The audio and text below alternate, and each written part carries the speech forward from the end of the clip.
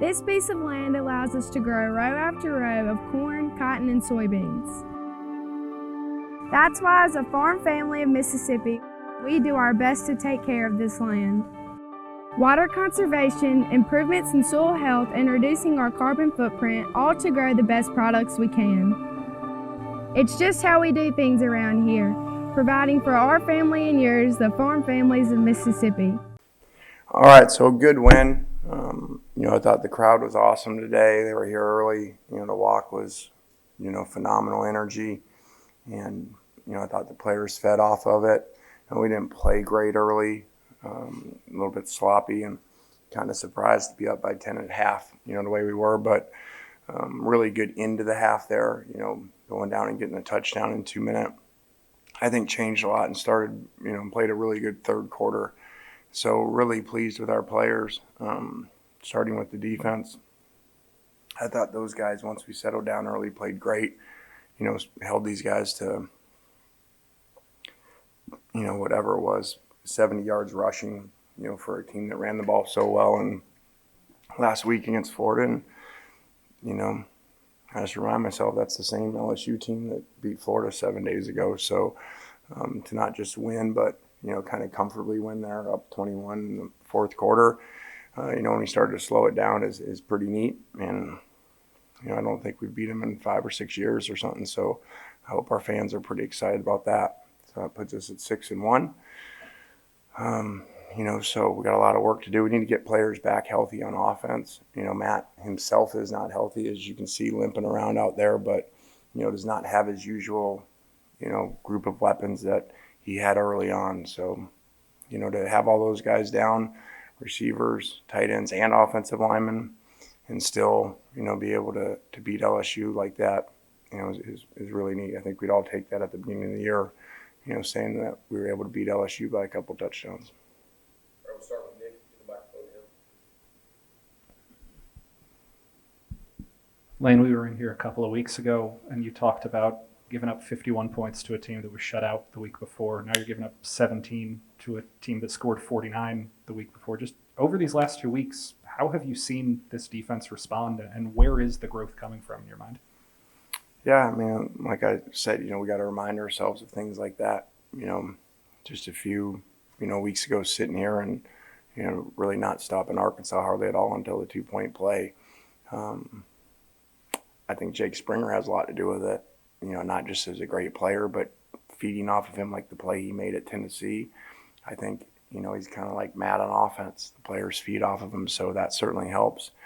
And, we're playing better. And when you play a slow down offense like that, your guys can do a better job with pass rush like you saw today than having to play, 80, 90 snaps versus tempo. So I'm sure they were happy. They went from two of the fastest off. They see one of the fastest offenses in the country every day. Then the last 2 weeks playing, two of the 3 fastest offenses in the country. So they're probably pretty happy to see someone normal. You talked a lot all week about wanting to see this place full. Was it what you imagined? Was this the atmosphere you envisioned when you took over here?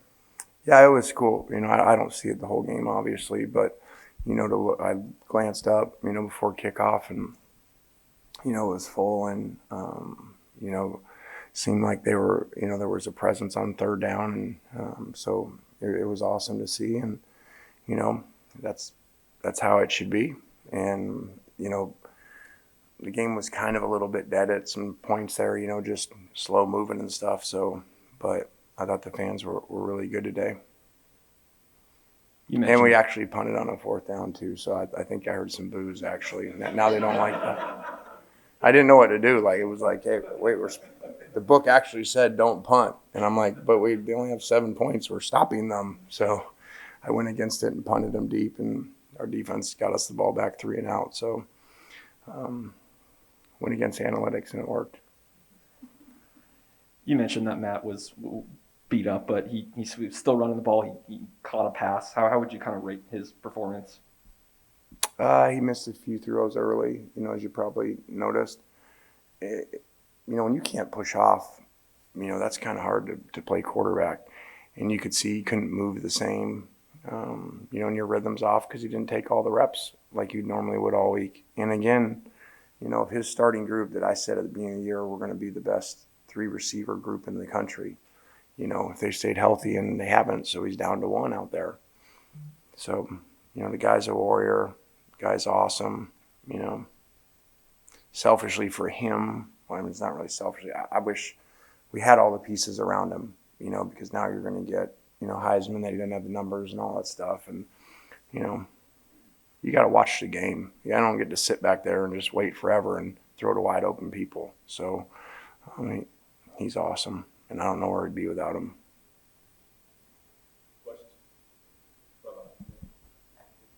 And another note on him, I mean, he threw for 180 or something like that. And I kind of said afterwards, man, sorry we didn't do a better job getting guys over. He didn't care. He could care less about his stats. That is rare at any time, but especially this age with kids. How big was that stop when the goal line stand on the 4th down? Because, I mean, if they score there, then it's 2-possession game and things are changed. But then from that moment on, I mean, you guys dominated from that moment on. What changed after that stop, and how big was it? Yeah, it was not this game did not start good. It did not feel good. It didn't feel good offensively. Matt was a little bit off. We were struggling with the rush. It didn't feel good defensively. They were running and mixing the passes in, and Johnson was playing really good. So that stopped. And we had said all week, okay, they're going to come with good energy. They just came off the floor to win and everything. If we could get a lead, maybe the game would go like the Kentucky game went. And so I do think, it went that way in the 3rd quarter once we got the lead. So that was a big stop, huge momentum. And, we were backed up there, and Snoop ran us out, in a couple runs, which was really good. And those 17 points that you gave up, that was the fewest tied with the Austin Peay game.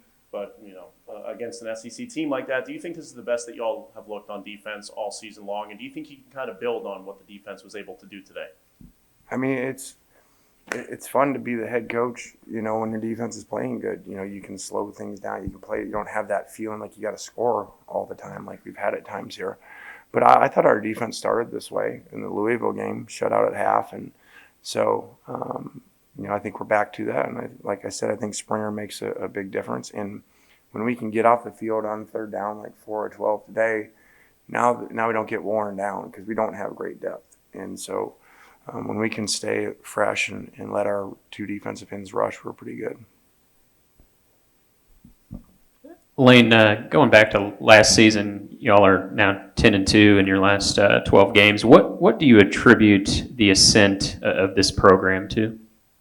Yeah, I did not know that stat. That sounds good, though. 10-2.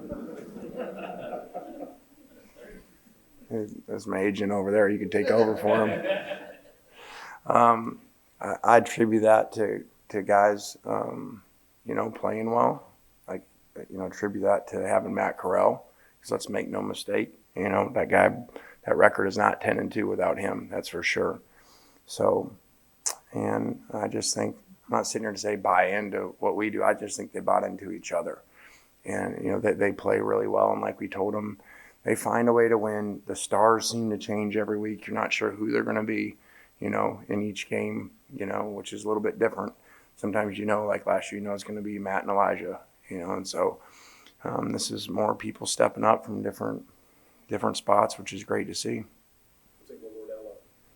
Was it just a matter of time for Jerrion? Were you just kind of waiting out the injury for him to have the big game today, or was there something schematically that you saw that kind of allowed him to succeed? Well, I think he opened his stride up. I think he had not been doing that. He'd been stopping his feet, and talked to him this week. Hey, you're a speed back, and you're not playing like it. You're not really letting it loose. And we set it right on that run. I mean, the headset, Labby, Kevin Smith, myself, that's what it's supposed to look like. When you got a speed back, it's supposed to look like that. There's the hole, and he's gone. So, that's what we were hoping would happen, and he seems to be back, and it's at the right time because, without these receivers, these guys had to step up, and that is to cover one every snap today. So that means there's another guy in the box. So they ran really well against another guy in the box. Take questions up top. Coach, obviously, Eli Manning Day. What was it like to see, a player like that come through the program, get recognized like that on a game like today where you guys were able to win as well? It was awesome to have him on the walk, and I joked with him. I wore his jersey for the walk. I was like super fan. I like felt like I was going to a Giants game. Like on the bus going to the game. So, it's awesome. I've been around him, but not that much. And just to be around him today and see how humble he is, called him this week to ask him about what jerseys, would you like to pick our jerseys? And he's like, no, man, let the players, I want whatever the players want. So again, like Matt Corral in a different way, that's rare, a great player like that, to be that humble and, just wanting to help others and stuff is awesome to see. So really cool day for him, and the end zones were awesome. And, we just love the Mannings. Coach, going into the game with Matt kind of banged up, did you talk to the running back room and be like, it's going to be on your guys' shoulder this week, and how would you evaluate the performance today? Not exactly. We didn't, but we said, hey, you never know. The stars change every week. You don't know, especially in college football, but the SEC. You see teams lose that aren't supposed to lose. You see games that you think even as the head coach are going to be high scoring, they're low scoring, or vice versa. So you just never know. We tell them all the time, you never know who's going to need to step up and where it's going to come from. And so today you had, hey, we were a little off in the passing game, down receivers. Matt couldn't move very well, so you weren't going to get anything in the running game out of him. So they were going to need to step up, and they did. Lane, does it feel like something has clicked with this team over the last 2 weeks where it feels like more complete performances? It's not just, trying to outscore the other team? Yeah. I think sometimes when you have moments in a season where games, let's make no mistakes, the last 2 games before this could have went either way. They're one play at the end of the game away from us losing. So when those go that way, sometimes that just kind of springboards you into having some confidence as players. Hey, man, we're pretty good. So we tell them all week, hey, good's the enemy of great, and that's where we are. Like, we're good, but then we don't close people out at the end of the games. We're not great. And, we weren't great today either, and told them that. So the good thing is we're close. If we could get healthy and play the way we know how to play, we could be a really special team. I just hope we get healthy before there are any games left.